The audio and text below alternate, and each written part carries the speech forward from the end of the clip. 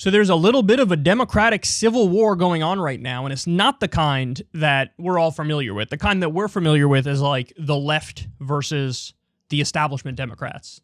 This is not that. This is corporate Dem on corporate Dem violence.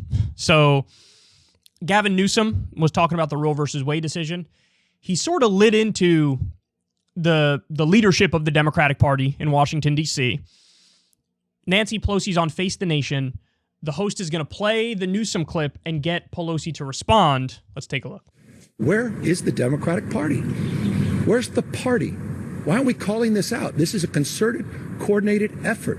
And yes, they're winning. We need to stand up. Where's the counteroffensive?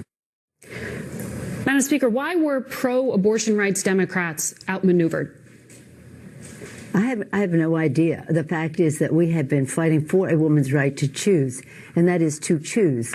We have been fighting against the Republicans in the Congress constantly because the fact is they're not just anti a woman's right to choose in terms of terminating a pregnancy, but in terms of access to contraception and family planning and the rest, both domestically and globally. Mm-hmm. This is a constant fight that we've had for generations, decades, I should say, right. In my case, in the Congress. And we had been bipartisan early on, support for a woman's right to choose, until the politics have changed. And that's what happened to the court. Yeah. The science hasn't changed.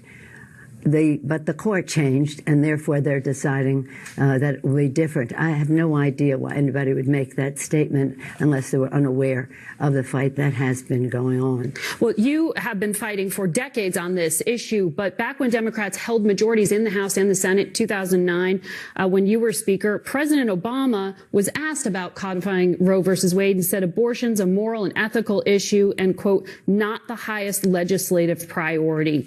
Do you think it was a mistake for him, for other presidents, not to push harder when Democrats had the majority?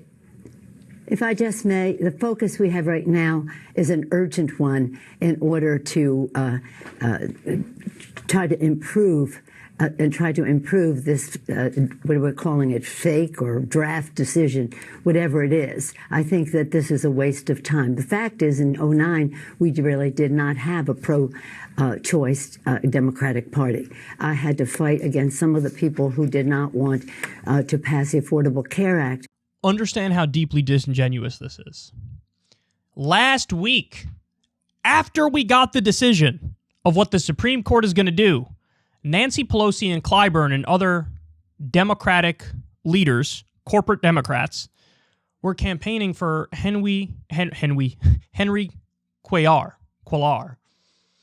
who is a pro-life Democrat, supporting him over Jessica Cisneros, who is pro-choice. So the Supreme Court is going to overturn Roe versus Wade. They look at that and go, oh, okay. Then they immediately go and campaign for a Democrat who agrees with them, who will block any sort of change they try to make in a pro-choice direction. It's hard not to conclude that they're total frauds and charlatans when you look at something like that. That they're just going to use this as a wedge issue. To virtue signal is we're pro-choice, they're pro-life. If you agree more with the pro-choice position, vote for us. But we're not going to do anything about it. We're not going to do anything about it. So let's break this down. Now, Newsom says, well, where's the Democratic Party on this? And I'll come back to him in a little bit because he's Weasley and he's a slime ball too. But he says, where's the Democratic Party on this? The host says, why were pro-choice Democrats outmaneuvered? Pelosi goes, well, I have no idea. Well, then isn't that the problem? If you have no idea, why are you a leader? Why don't you step aside? Why don't you let somebody younger who actually cares about this stuff take your place?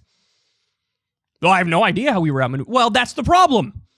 But also, you do kind of know. Because you guys support pro-life Democrats.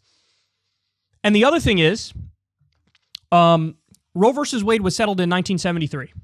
Jimmy Carter had a veto-proof supermajority from 1977 to 1979. He didn't codify Roe versus Wade. Carter had a Democratic Senate and House from 1979 to 1981. Didn't codify Roe versus Wade. Clinton had a Democratic Senate and House in 1993 to 1995. Didn't codify Roe versus Wade. Obama had a supermajority in 2009. Didn't codify Roe versus Wade.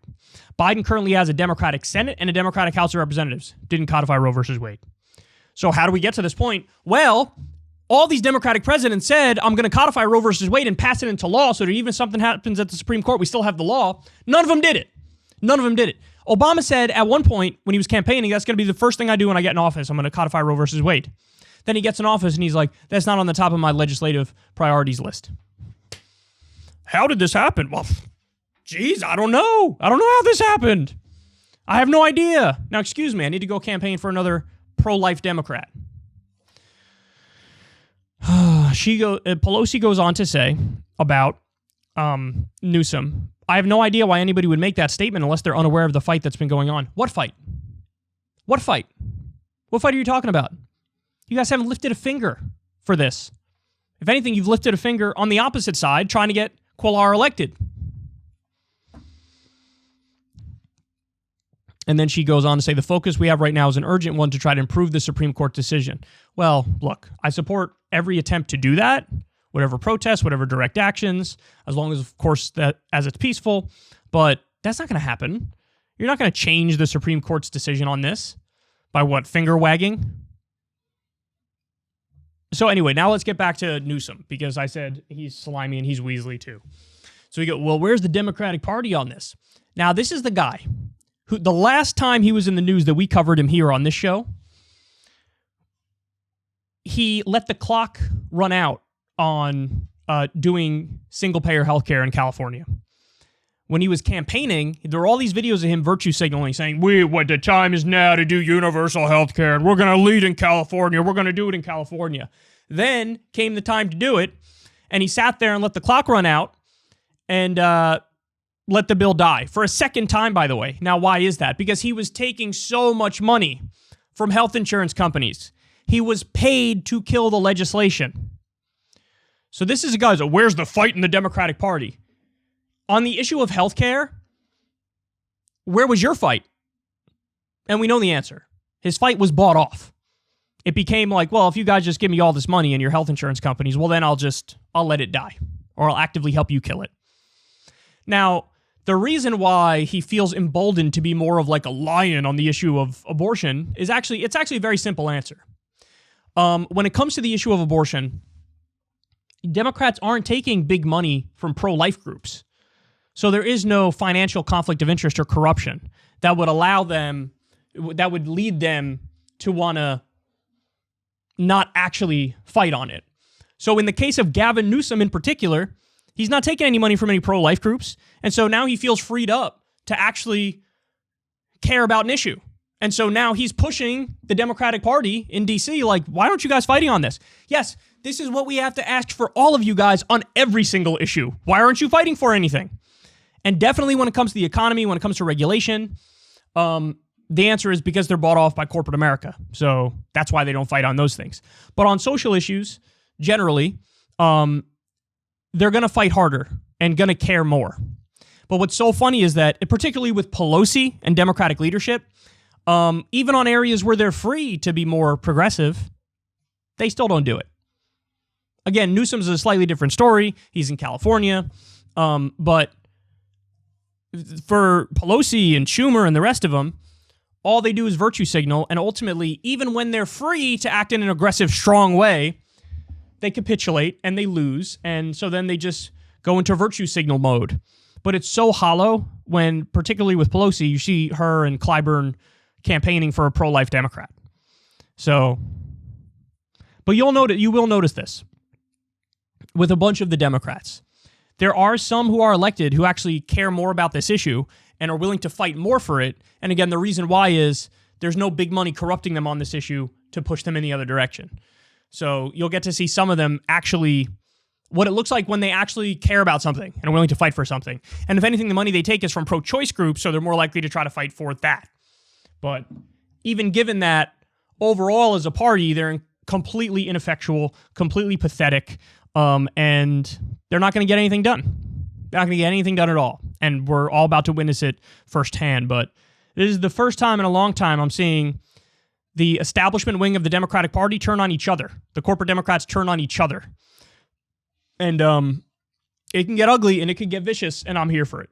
Ever since Adpocalypse, when YouTube defunded all independent news and politics overnight, we haven't trusted them. We know they can pull the rug out from underneath us at any time. If you enjoy this content, please consider tipping $1 or $2 per month on the Secular Talk Patreon. Link in the video description box below. Thanks for your support.